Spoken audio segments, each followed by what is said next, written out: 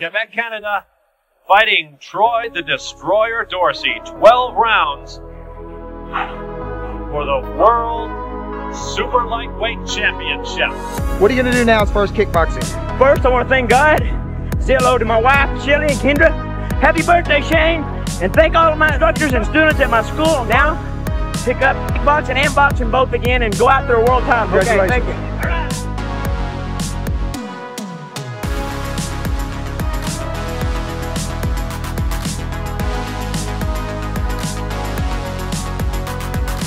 The winner and still our World Super Lightweight Champion of the world, Troy the Destroyer Dorsey!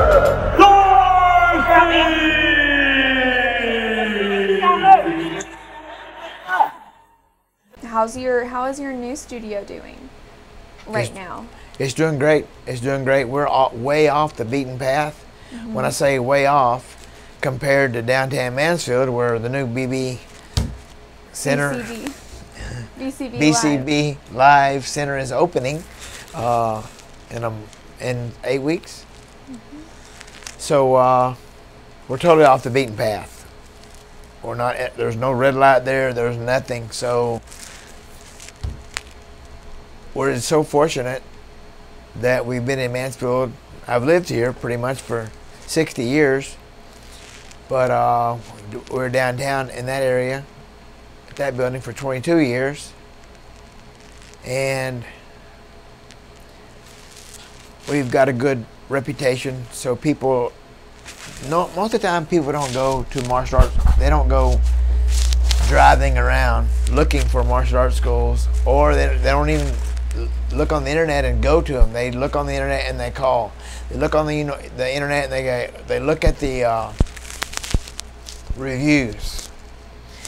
And we have a lot of reviews, a lot of good reviews. So that's really what has kept us alive for sure. Is, you know, if you people are writing good reviews about our school. So I'm really thankful for the people that have written those reviews, and the staff that have worked with me for so long, and it's just been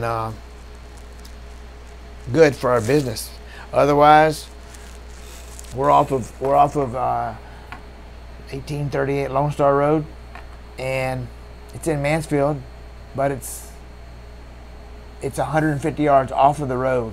There's a little bitty blue sign out up on the sign that says Troy Dorsey Martial Arts. So there's no. I have had one person that said he stopped because he saw the sign, but only one in 1 year. We can't make it without reviews, without treating people right. I'm not trying to say I'm Mr. Great Guy, but that's the whole key, is being good to all the men, the women, the children that are there, and being into having a good product. I feel like we have a good product, and we have a good system going, so we are blessed for sure. So some of those employees, like, how long have they been with you?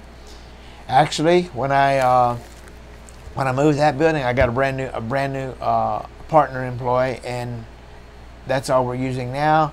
I say that, I shouldn't say that. We have a couple of volunteers. Actually, I have one volunteer, Connor Quinn, who is really amazing. He's 14 years old. Is that the boy that I met? Yeah, I think so. That day, he's got glasses and light brown hair. I don't think it's him. No. Like 5'11", 6 foot tall, maybe. There's a kid hanging out with you that day before the class started, and he was like helping you with that's when y'all were doing the toy drive and stuff like that. It might have been. It might have been. He's real sweet, very talkative. Yeah. I just don't remember the glasses part. He had glasses on. He had glasses on, huh? Okay. Yeah, he's an amazing young man. He's working on getting his secondary black belt. He's been with us for about 5-6 years, and he's really a kind, sweethearted young man. Is 14 young to be getting your second degree black belt, or is that pretty standard? It's young to have the. It's young to have the people skills that he has. Yeah. So there are some secondary black belt kids, but that are 14. But he's unusual. He's really mature. He's always thinks before he says something, and never had one complaint on him. Was he, or is he a student of yours? Yes, he's been with me for maybe 6 years, maybe 7. What's it like seeing your students like that grow up? Yeah, he's like this tall when he started. Now he's ginormous. So it's pretty cool, isn't it? It is. It is. See him grow into some responsible, focused, disciplined young men and women. Makes you proud. Yes. Now, are there that many girls that are at your school, or is it mainly? There are. It is mainly women. I mean, excuse me. It is mainly men, but that's not because I want it to be that way. It's just because that's the way it is. So many women go, oh, kicking and punching. I don't know if I want to do that. Fighting, I don't really want to do that. But we have a women's program for women that spar when they're 20, 30, 40 years old. So when I say sparring, that's practice fighting. But you just work like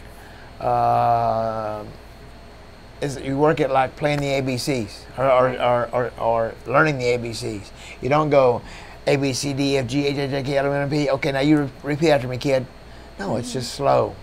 It's we go real slow, and we let them work with a partner so they know exactly what's coming at them whenever they do start sparring. And sparring is down the road, 4, 5, 6, 8 months down the road. So it's not anything that we want them to jump in and start sparring as soon as they get there.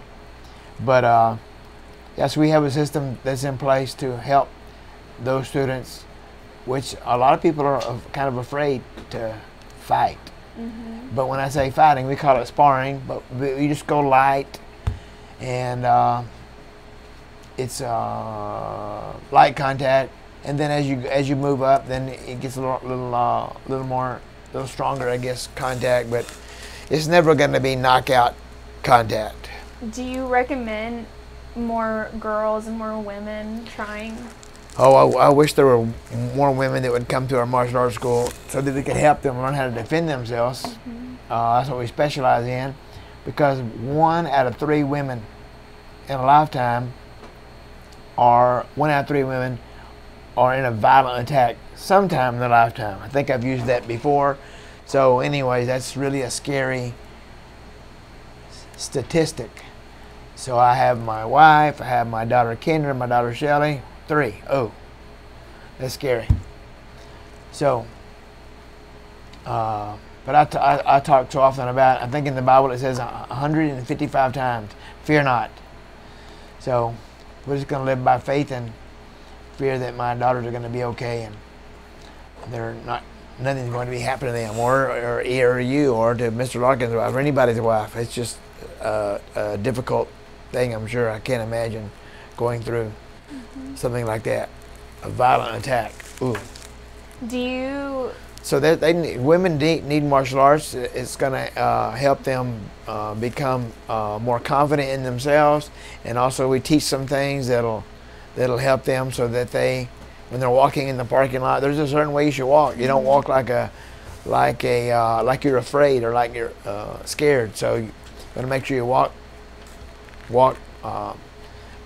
like you have confidence, and walk whether you have it or not. I mean, I know at times for me, there have been times when I've been in places that were really, really in a bad part of Dallas by myself, and it's I can remember, it's been about 40 years ago, but my car broke down and I was in a real bad place, and yeah, it's kind of spooky. So would you what was I about to ask? Wait, I just had it.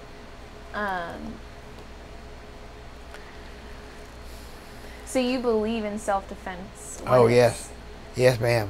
When it's needed? Yes, ma'am. Yeah, only when it's needed, for sure. Mm-hmm. I never heard of a woman picking on another woman. Have you ever heard of that? No. I have heard of other men picking on other men and boys, but I'm sure it has happened. But yeah, so women, they need to help strengthen their bodies. It's good. It's good for them to lose weight and to get firm and to be able to defend themselves in case they have to on the street. How often do you usually, like the women that start in your class, like how often do they come in and practice? Twice a week. twice a week. The classes are 45 minutes long. Unless you're a 4, 5, and 6-year-old woman, then Right. it's 30 minutes long. We have a little ninjas class for those little kids that are 4, 5, and 6. And then, but the rest of the classes are 45 minutes. Can And you twice a really- week, that's only an hour and a half. That's only committing an hour and a half a week to really change your life, to be more focused, have more energy, and be able to defend yourself on the street. Can you really build your strength though, just twice a week? Yes, ma'am. Like, I guess I just think it's like, from only what I know, it's like you'd have to go in the gym like every single day and like. So the thing is, you don't have to be real big and strong to be able to defend yourself. So let's just say if King Kong grabbed me when he picked me up in a front bear hug and my face was face to face, you know what I would do? I'd bite his face. I'd bite his face very, very hard. So that's something real. Something real simple. A woman could use is her teeth. Is this King Kong gonna let me go? Oh yeah. I think the scariest thing is, and I think women probably face this situation more, but it's a chloroform rag, where Oh yeah. you know, somebody Pass puts it out. on their face, they're out in just a few seconds. Right. You know, because I'm at my current point, I'm not strong. You know, Right. strength's not on my side, but the least I can do is scream and, you know, do whatever I can to make a scene. But it's like, if that happens, Yeah, if somebody's behind you and they reach around, they grab the rag. Let's say they grab the rag. Where would their head be? You I think? would think right behind yours. Yeah. Boom. Hard headbutt. One of my students in Dallas back in the 80s, his dad came into the office and we were talking, and like I'm talking now, I'm talking, can't see my top teeth. But and then he smiled and his top 2 teeth were gone. I said, oh my gosh, what happened, Mr. Paramo? If you're still out there, give me a call, sir. It's been 40 years. Anyways, he said he came home from, his daughter came home from school and he picked her up and he was just wrestling around, got her a rear bear hug. Well, she was 4 years old. Or was she 5? 4 or 5? Anyways, really young. And he picked her up. Guess where her head was? She headbutted him, knocked his 2 top teeth completely out. Oh my God. He told me that he dropped his daughter. I remember her name was Rachel. He dropped her and fell on his knees and he just spit his teeth out of his hands and his blood was pouring out of his mouth. He said, Rachel, what'd you do? Oh, Dad, I'm sorry. Did you ever get him fixed? I don't know. Oh my God. I don't know. That's been years ago. So Oh man. hopefully he did. But That's tough. that's tough. A 4-year-old kid or 5-year-old kid headbutted her dad, knocked his teeth out. I can guarantee you knock somebody's teeth out, or you just get them a good shot in the nose. Have you ever been popped in the nose? Oh yeah. So if they get you in the nose or they get you in the teeth, either way, it's going to be a good way to defend yourself. That's one good way to defend yourself. So it's not like you have to learn all these 1, 2, 5, 15, 20 step techniques to be able to defend yourself.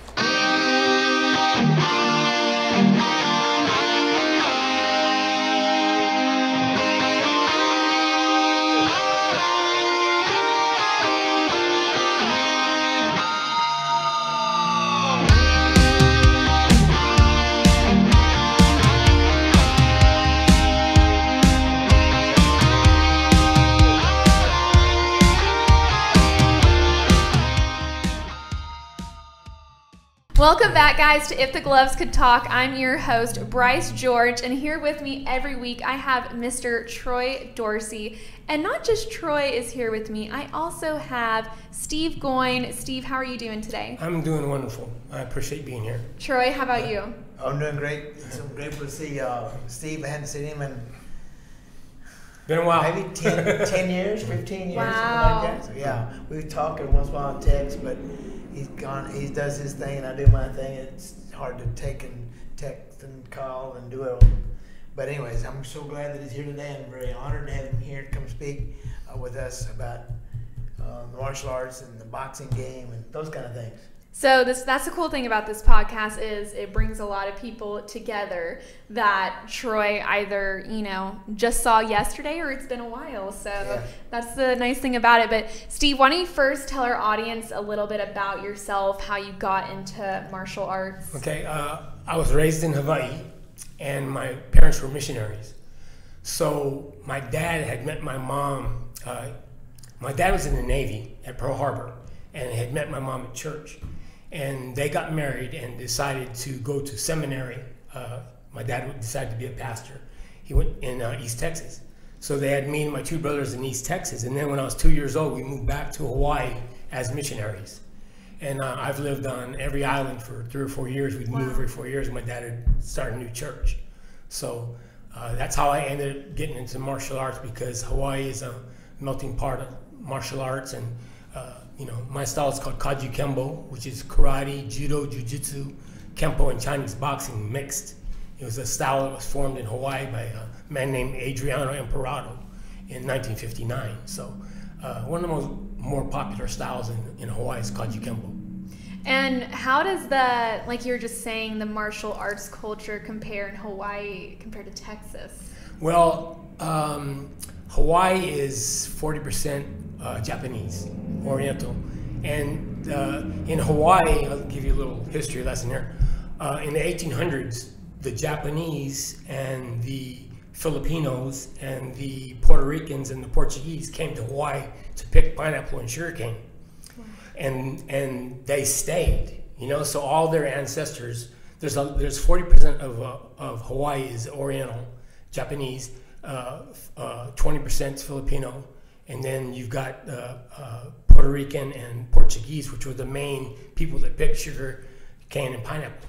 Matter of fact, when I was growing up, every 4th, 5th, and 6th grade, I picked pineapple every summer for my my school clothes.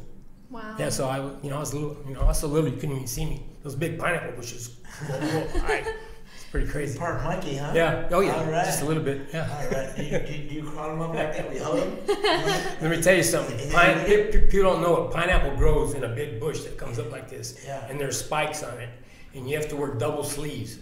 Oh wow. When you pick them, and the pineapple grows right in the middle, and they can go 6-8 foot high, and then they try to trim them down so that you can pick them, and you get cut. If you don't have double sleeves, you get cut. Yeah. Their pineapples will tear you up. Yeah. It's rough. Troy, have you ever fought in Hawaii before? I never fought in Hawaii, no.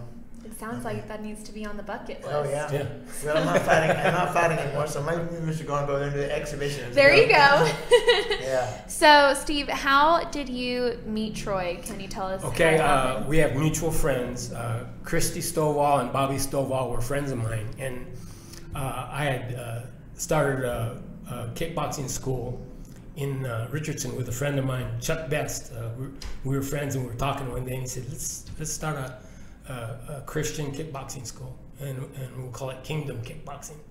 So we trained fighters.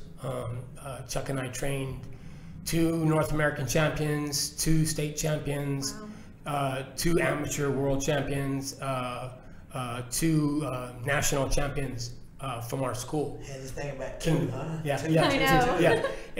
and through the years we trained that many fighters, and we call it Kingdom Kickboxing. And I knew Troy.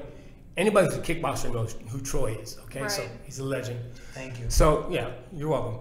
And being a legend, you worry about, should I call him up? And I called Christy and Bobby. I said, Bobby, you and Christy know Troy well, don't you? They go, yeah. And they go, if I asked him to come do a seminar for me, would he come to Kingdom Kickboxing? And they go, yeah, call him up. So Christy gave me his phone number. I called him. I said, Troy, this is Steve Goin.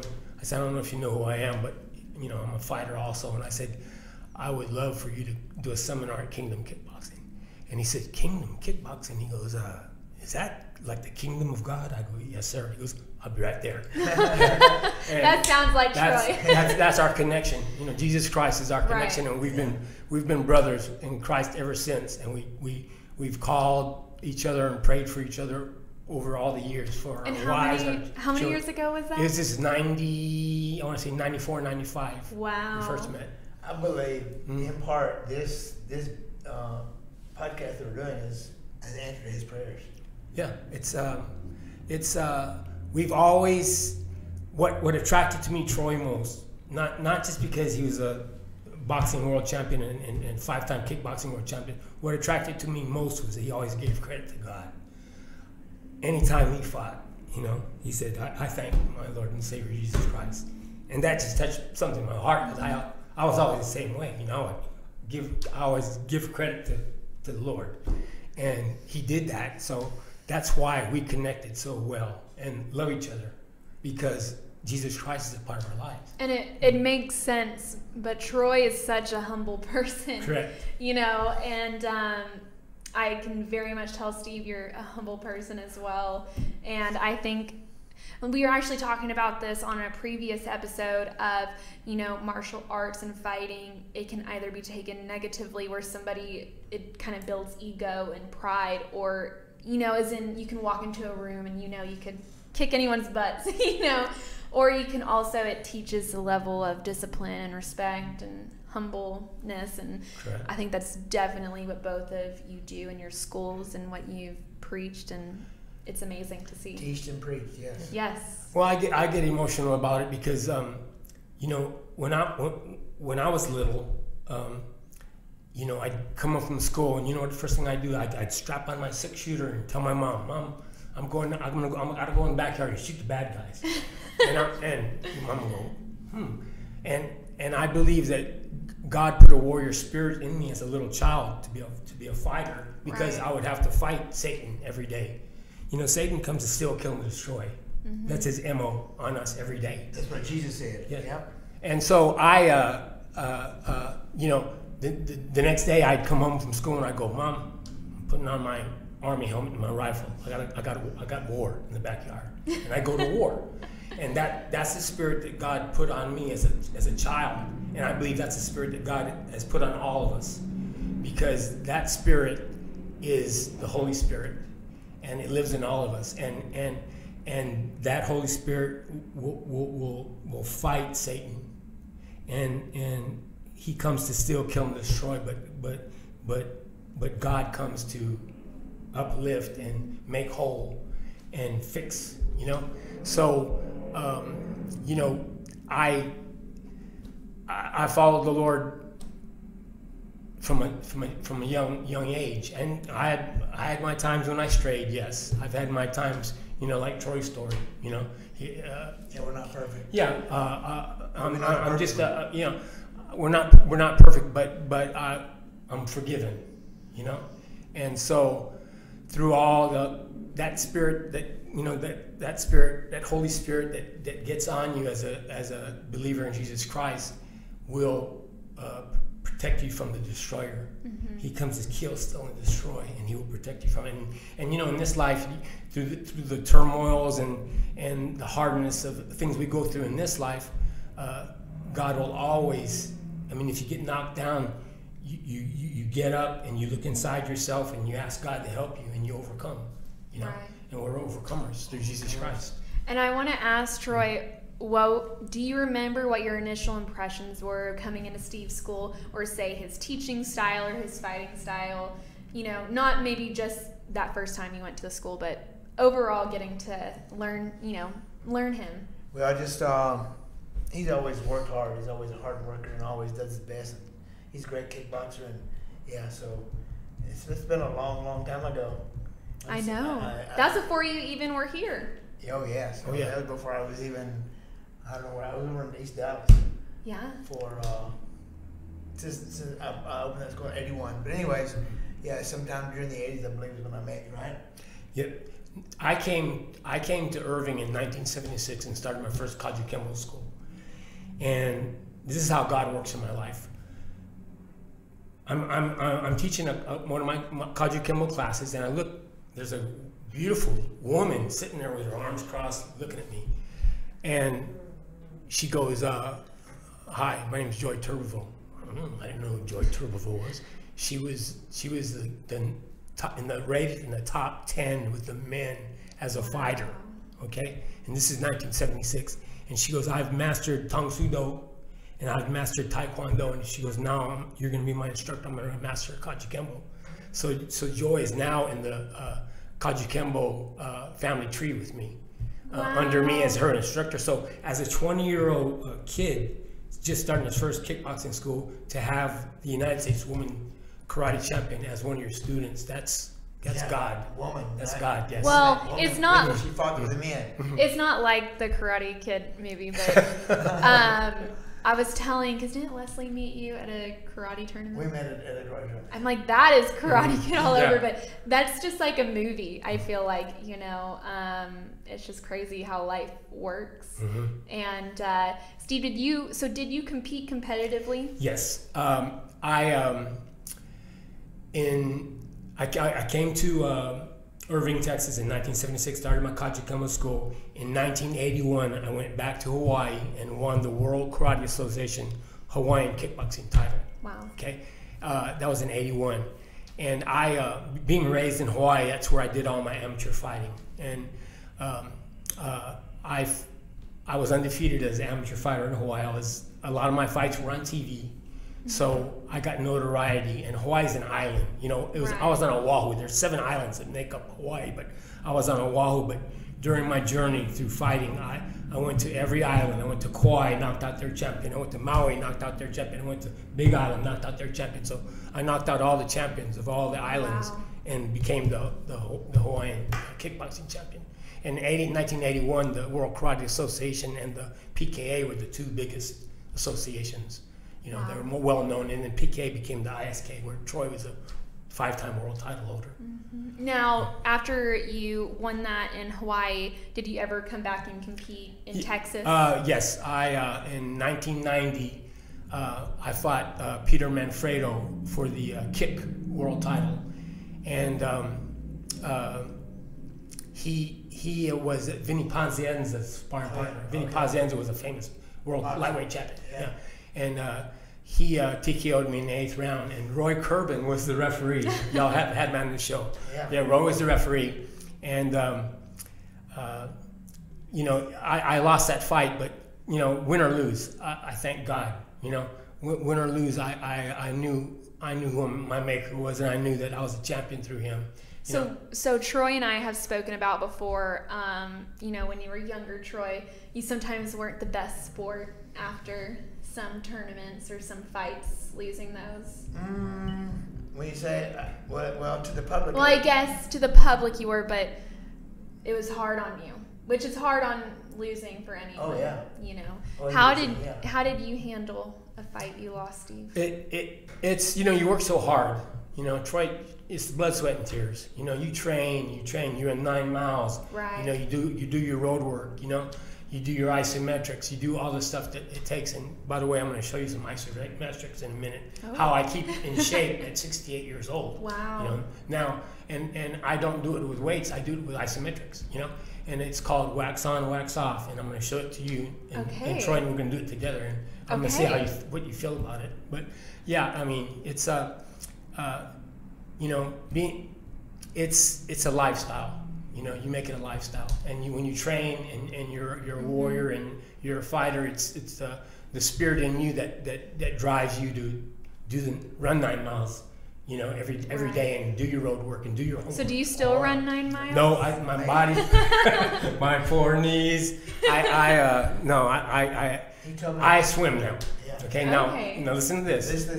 This is interesting. Okay, so 2.5 years ago, I'm trimming trees in my backyard, and I fall off a ladder 15 feet and land on my back. Wow. Okay, it tears three ligaments in my shoulder, in my AC joint, and I'm laying there, the wind knocked out of me, and God speaks to me. You know, and God is Jehovah Rophi. He's my healer, and I prayed and asked. You know, I went to a orthopedic surgeon, and he said, "Steve, we're gonna have to operate on this to fix it."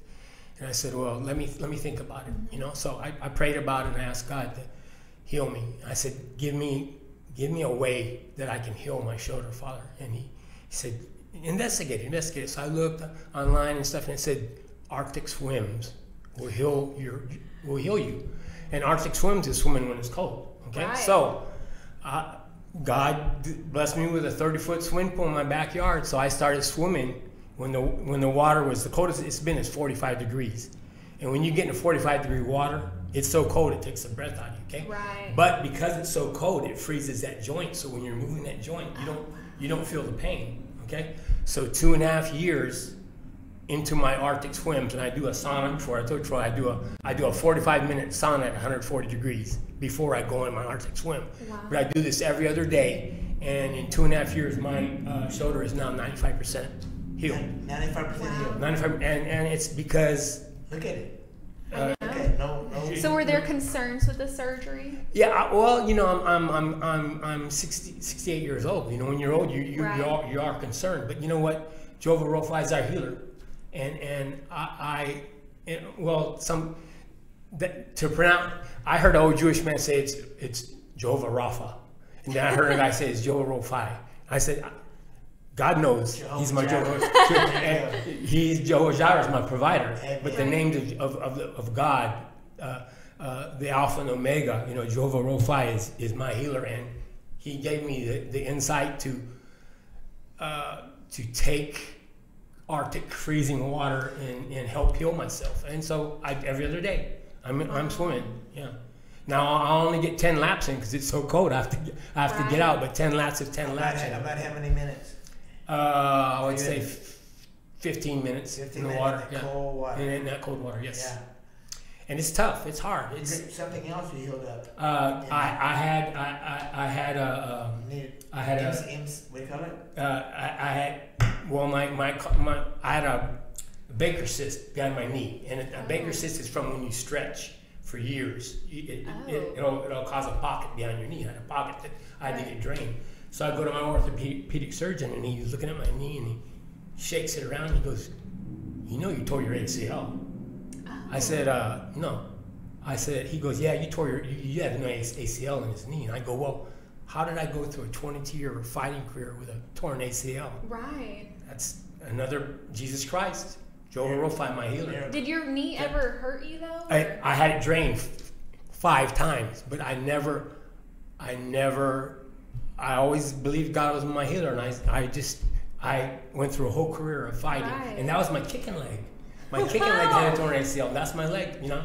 I kicked many a guy in the head with that leg. Yeah. You know, and I believed in stretching so much. I told Troy I used to stretch 1.5 hours every day, and I could do the Chinese splits like Ray McCallum, our buddy. Chinese splits, bounce on the ground, hop back up, no big deal. So yeah, God's good. Can you do the Chinese splits? No. Can you do the regular splits? Oh, I can't. I can't do the lazy American splits right now with my hip. Wow. It's difficult. Right. Now, Steve, so you competed 22 years. Correct. How did you go from that and transition to becoming a school owner? I've had 5 kickboxing and karate schools in my life, you know, and unfortunately a couple of them failed. So you have to take the disappointments in your life, and you have to, you know, it's like when you get knocked down, you brush yourself off and you hop right back on the horse, you know, start riding again, you know. So even through the failures, I knew that, you know, God would provide a way for me, you know, and He did. So I've had 5 kickboxing and karate schools in my life, and several of them were very, very good. Troy, his school was for 40. How many years? 42 years. 42 years. I mean, that's God. Right. For you to have for you to have something that's that stable, you know, and it's a tough business. Oh yeah. You know. But you know, God's good, and every aspect of our life, we give credit to God. And even in my company, Glory House, my wife and I formed this company 25 years ago. God has taken us through so much and provided so many miracles for us. What does Glory House do? Glory House, we cater, yes. Catering. And we did have a restaurant for 15 years, and when COVID hit, it killed our restaurant. We were one of 110,000 restaurants that closed, never opened again, United States of America. But you know, through all the pain of COVID and having to lay off employees that were with me for almost 20 years. I had to lay off great 8. friends. Great friends. It was really, really rough. And we had to downscale, and it was me, my wife, and my daughter for 6 months, keeping the catering going, and God blessed us. Even in the famine, we prospered. Wow. So it's just a testament to what God can do for you and for anyone that decides to let Him into their heart. And with the karate schools and the catering business, Steve, if we have lots of school owners that watch the show, or maybe ones that aspire to be one day, what's something you wish that you know now that you wish you knew back then? My biggest deal was you have to have kids. That the key to a karate school that prospers is training kids, building those little minds, And when I was younger, little minds. Yeah, those little minds. Yes. When I was younger, I had the patience to do it. But as I grew older, my patience waned, and I don't know how much patience you have left after 42 years, brother. But in the end, my patience really waned, and I didn't have the force in me to do it any longer. Mm-hmm. So that's when I quit teaching and just retired. Right. Mm-hmm. I've seen videos, and I'm pretty sure you still do those classes now, Troy, with the little ninjas. Is that what they're called? Yeah, 4 to 6 years old, yeah. You have the pool noodles going at them. Oh, yeah. I'm sure those classes are crazy. Yeah, they're a lot of fun. You still teach those? But it's challenging. No, sir. No, ma'am. I have Kelly B. Bell and Victoria Barber who teaches for me here at the school. I'm sure you're glad that you have them doing those classes, because I'm sure with they're 4 to 5 year olds, right? 4, 5, and 6. 4, 5, and 6. I mean, is that too young to start? No, we talk to them mainly about respect and self-control and discipline, and they do fun drills with them to help them become more